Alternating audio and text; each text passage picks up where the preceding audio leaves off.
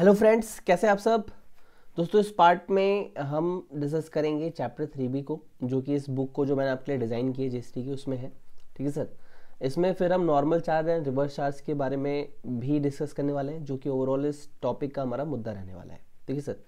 Sir कुछ definitions शुरू में है, आपकी सप्लायर की डेफिनेशन, रिसिपिएंट की डेफिनेशन और टैक्सेबल पर्सन की डेफिनेशन। तो ये डेफिनेशन ऑलरेडी हम पढ़ चुके हैं सर चैप्टर 3A में, जो इस बुक के अंदर मैंने आपको दिया था। तो ये ऑलरेडी मैं आपको पढ़ा चुका हूँ अर्लियर पार्ट्स में। अगर आपने ना पढ़ा हो तो एक बार आप पहले के पार्ट सारे करके आए सर, तो आप फॉलो करेंगे तो आपको बहुत ज़्यादा इंटरेस्ट आएगा, क्योंकि मैं हर लॉजिक्स को क्लियर कर रहा हूँ यहाँ पे। बस आपसे एक ही रिक्वेस्ट है सर कि जो आपने पिछला पढ़ा है वो आप रिवाइज करते हुए चलें, और जहाँ भी मुझे लगेगा कि सर गैप हो रहा है उस समय मैं रिवाइज ऑलरेडी खुद से करवाता रहूँगा। सर सबसे पहला मुद्दा हमारे पास आता है सर, नॉर्मल चार्ज और रिवर्स चार्ज से आप क्या समझते हैं। ठीक है, what do you mean by normal charge और रिवर्स चार्ज। ठीक है, तो नॉर्मल चार्ज और रिवर्स चार्ज में क्या होता है समझो आप। अब मान लो यहाँ पे एक मिस्टर है जिनका नाम है श्याम। इन्होंने क्या किया, एक लैपटॉप जो है वो बेच दिया।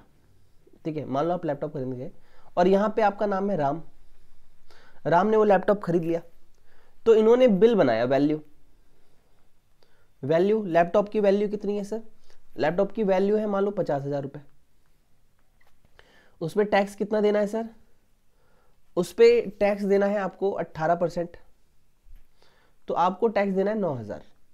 ठीक है, तो ये कहेगा आपके इनवॉइस में 59,000 आप दे दो हमें, तो 59,000 जो है ये सप्लायर अपने पास रख लेगा, इसमें से 50,000 जो है वो अपने अकाउंट में डाल देगा, और जो बचे हुए 9,000 है आपके, कितने सर 9,000, वो क्या कर देगा, वो गवर्नमेंट के पास सबमिट करा देगा।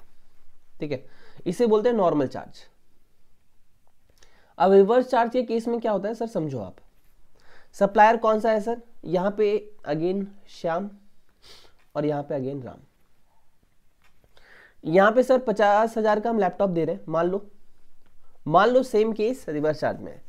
अब इस पे हम कहेंगे सर वैल्यू 50,000 है। उसने कहा ठीक है, तो ये 50,000 जो है ये मेरे पास आ गए, लेकिन ये जो 9,000 रुपये इस पे जीएसटी बन रहा है, 50,000 का 18% 9,000, ये 9,000 रुपये सप्लायर नहीं पे करेगा सर गवर्नमेंट को, रिसिपिएंट जो होगा, सर्विस रिसीवर, जो गुड्स रिसीवर जो है वहां पे, देखिए सर जो रिसीवर है वहां पे, वो यहां पे जो टैक्स होता है गवर्नमेंट को पे करता है। तो इसे हम कहते हैं रिवर्स चार्ज। सर ये कौन कौन से केसेस होते हैं अभी हम पढ़ने वाले हैं, अभी हम सीखने वाले हैं, तो हम बात करेंगे इसके बारे में सर। ठीक है सर, ओके गुड। चलिए सर, अब इसके बारे में सर कुछ थ्योरी है, आप पढ़ सकते हैं, अब आपको समझ में आएगी। सर देखो, आप नॉर्मल देखो सर, ये आपके लिए हो गया नॉर्मल चार्ज एनसी, ये रिवर्स चार्ज, ये आरसी। ठीक है, असेसमेंट कौन करता है सर, इसमें सप्लायर जो होता है वो असेस करता है अपना टैक्स और ट्रांसफर कर देता है रिसिपिएंट को। रिसिपिएंट क्या करता है, इसमें असेस करता है टैक्स, और वो क्या करता है कि जीएसटी में इसकी वैल्यू नहीं जोड़ता, वो अपने हाथों से खुद ही कैलकुलेट करके गवर्नमेंट को पे कर देता है।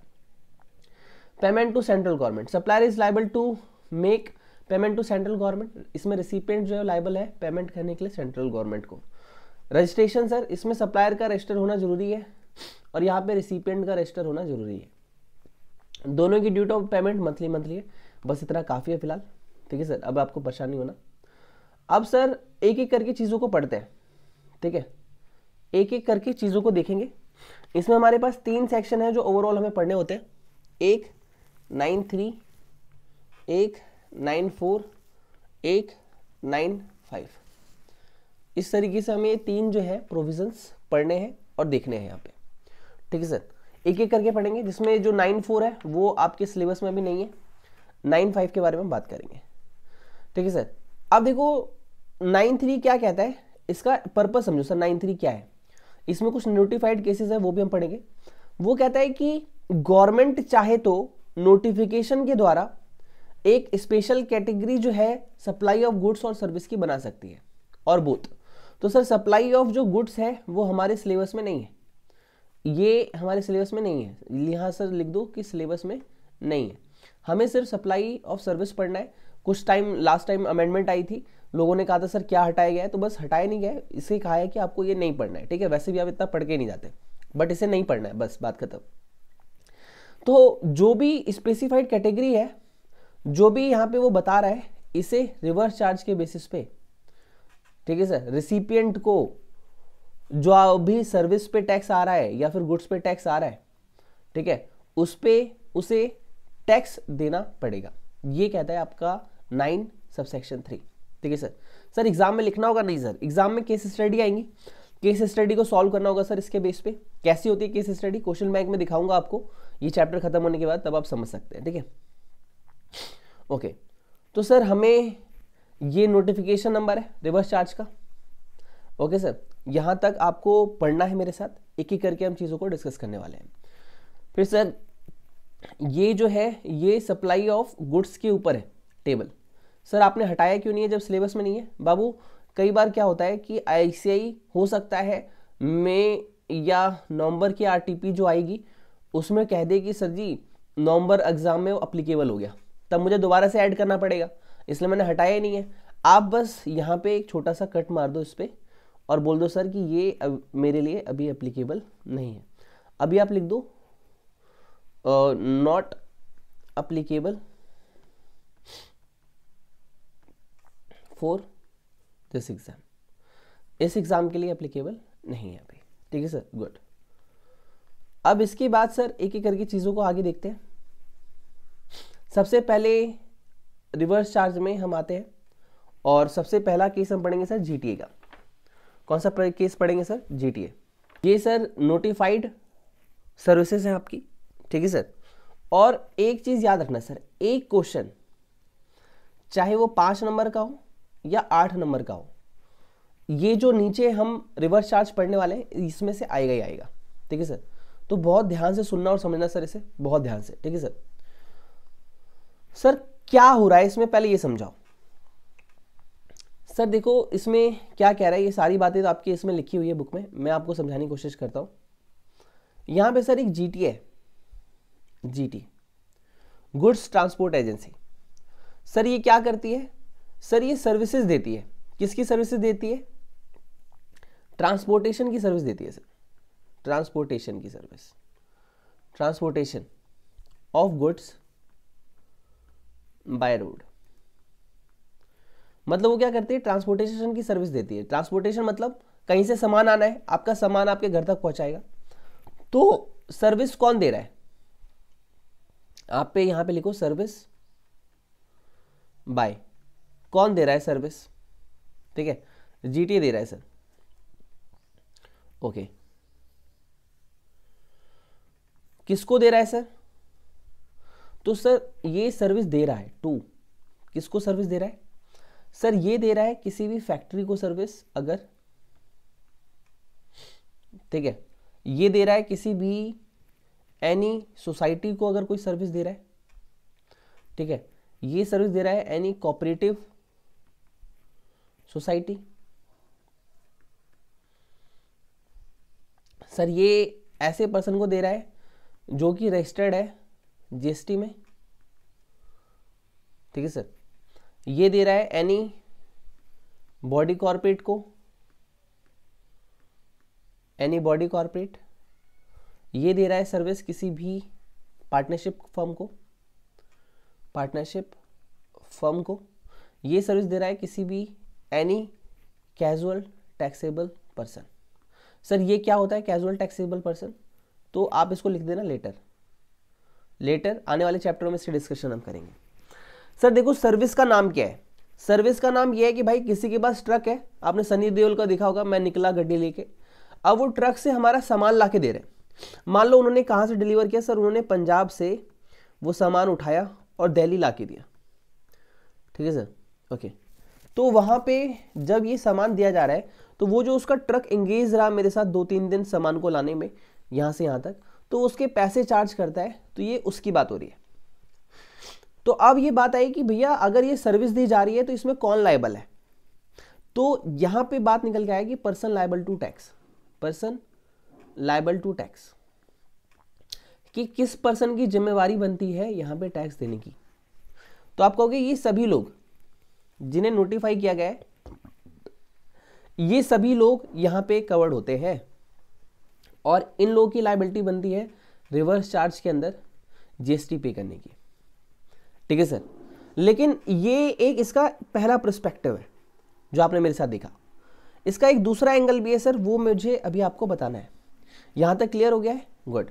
क्या सर ये सब लिखना है? मर्जी है सर आपकी, सारी बातें मैंने बुक में लिख रखी है। ये वाली बात अगर आप नहीं भी लिखोगे तो भी चलेगा, बट लिख लोगे तो थोड़ा सोने में सुहागा हो जाएगा कि आप एक बार दोबारा से मेरे साथ रीडिंग दे रहे हो इसके लिए। ठीक है सर?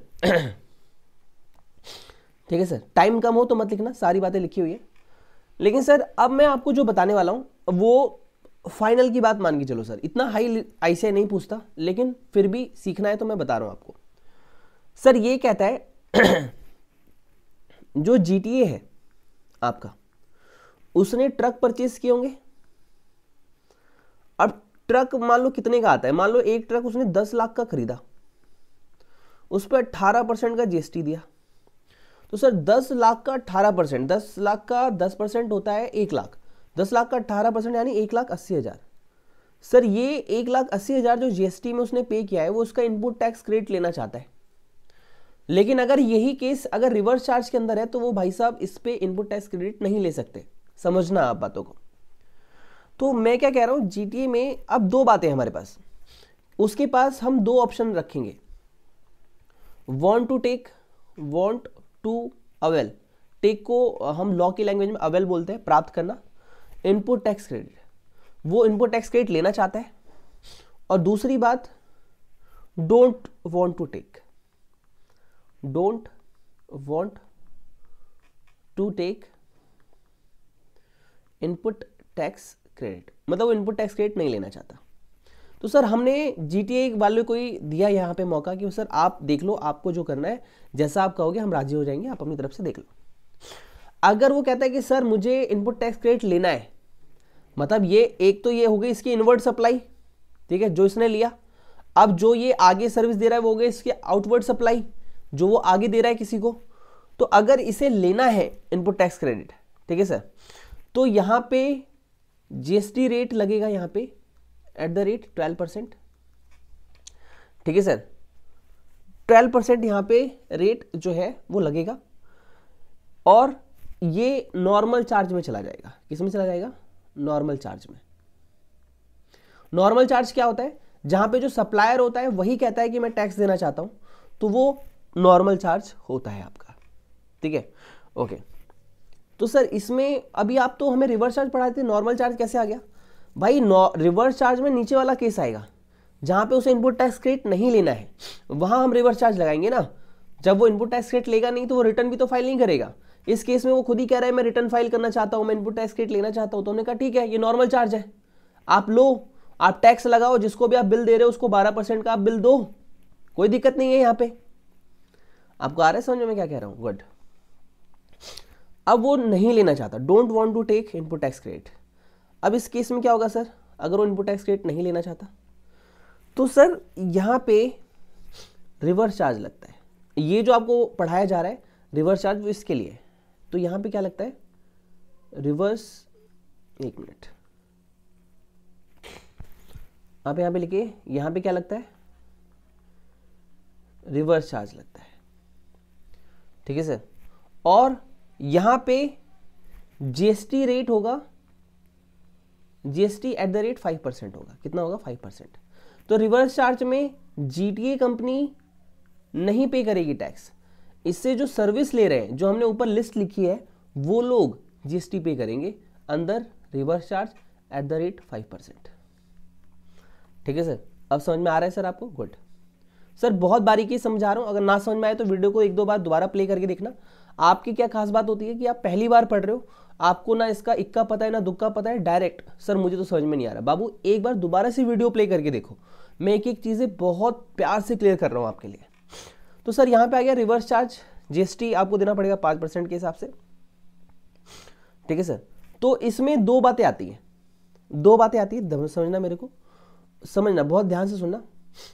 अब सर एक बात इसमें ये निकल के आती है रिवर्स चार्ज में कि हम ये जो GTA सर्विस है, जो हमारे सनी देओल भाई साहब है, अबे सनी एक ही सनी नहीं है, 2 है, सनी देओल भी है। ठीक है, अब जो गदर मूवी के सनी देओल जी है, मैं निकला गड्डी लेके, अब ये GTA रिवर्स चार्ज में है केस में। ठीक है, कि भैया सनी देओल कह रहे ओए मैं नहीं देना टैक्स वैक्स। ठीक है सर, सनी देओल जी ठीक है, वो कह रहे हैं, मतलब अब जो भी उनकी स्टाइल है, वो कह रहे भैया मुझे टैक्स नहीं देना, तो ये केस आता है रिवर्स चार्ज में। अब जो सनी देओल जी है उनसे पूछा जाएगा आपने सर्विस किसको दी, अगर वो सर्विस दे रहे हैं किसी भी रजिस्टर्ड पर्सन को, ठीक है, ठीक है, तो यहां पे रिवर्स चार्ज मैकेनिज्म लग जाता है, और जो रजिस्टर्ड पर्सन होगा जिसे वो सर्विस दे रहे हैं, ठीक है, रजिस्टर्ड पर्सन जो होगा वो होगा लायबल टू पे टैक्स, लायबल टू पे टैक्स, वो टैक्स पे करने के लिए लायबल हो जाएगा, ठीक है। ये हो गया रजिस्टर्ड पर्सन का। अब अगला क्वेश्चन इसी में बन जाता है सर अगला, कि मान लो उन्होंने अनरजिस्टर्ड पर्सन को सर्विस दी होगी, तो ये थोड़ा ना कहेंगे भाई मैं तेरे घर नहीं ला रहा, तो अनरजिस्टर्ड पर्सन है, तो इस केस में क्या होगा, तो इस केस में उनसे दो बातें बोली जाएगी सर, कि अनरजिस्टर्ड है, ठीक है सर, अनरजिस्टर्ड है, ठीक है, ओके, तो हम दो पूछेंगे, बातें पूछेंगे कि क्या वो नोटिफाइड कैटेगरी है, क्या वो नोटिफाइड कैटेगरी है। सर नोटिफाइड कैटेगरी क्या होती है बाबू, ये जो अभी हमने शुरू में लिखा था ना, ये सारे लोग, ये महान महान लोग, ये होती है नोटिफाइड कैटेगरी, ठीक है। अगर ये नोटिफाइड कैटेगरी है, अगर हम जो सनी देओल जी हैं वो सर्विस दे रहे हैं नोटिफाइड कैटेगरी को, तब तो भैया रिवर्स चार्ज मैकेनिज्म अप्लाई हो जाएगा, इज एप्लीकेबल, ठीक है। और अगर मान लो सर्विस दी है हमने, नोटिफाइड कैटेगरी नहीं है, किसी भी इंडिविजुअल को दे दी, मतलब लाइक राम या HUF को दे दी, ठीक है, जैसे धर्मा ब्रदर्स होता है ना, कोई फैमिली बिजनेस चल रहा है या फैमिली लोग हैं, किसी भी फैमिली को, परिवार वालों को जाके हम सर्विस दे रहे हैं, शादी वादी है, तो इस केस में क्या होगा, जब सर्विस हम इंडिविजुअल या HUF को दे रहे हैं, तो इसमें GTA इज लायबल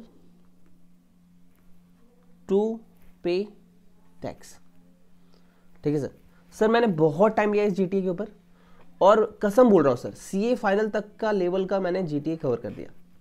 अगर कोई CA फाइनल का देख रहा हो, आप उससे बोलना, बैठना, इससे ज़्यादा CA फाइनल भी नहीं जानते होंगे। CA फाइनल के जो बच्चे होते हैं, दोस्त बोलते हैं, बच्चे क्या, मैं भी आपकी उम्र का ही हूँ, ठीक है। तो ये आपका पूरा चार्ट मैंने आपके लिए बनाया, एक एक चीज़ आपको क्लियर कर दी, और सर यही बातें आपकी जो है इस बुक में लिखी हुई है, और आप जो है ये पढ़ोगे, अब आपको एक एक चीज़ें समझ में आएगा, ठीक है सर। गुड सर, गुड, बहुत अच्छा पढ़ाया सर आपने, थैंक यू। तो सर ये आपका सबसे बड़ा रिवर्स चार्ज मैकेनिज्म था। इसके बाद अगला है सर सर्विस सप्लाइड, ठीक है सर। तो ये वाला जो प्रोविजन आप यहाँ पे देख रहे हो सर, ये प्रोविजन क्या कहता है, सर्विस सप्लाइड बाय। सर ये बात क्या कर रहा है सर, पढ़ना मेरे साथ, कह रहा है सर्विस प्रोवाइड किसने की है सर, कोई भी इंडिविजुअल एडवोकेट है वो सर्विस दे रहा है, और उसमें एडवोकेट में शामिल है सीनियर एडवोकेट, यानी यहाँ पे दो भाई दे रहे हैं, एक तो एडवोकेट प्लस एक सीनियर एडवोकेट।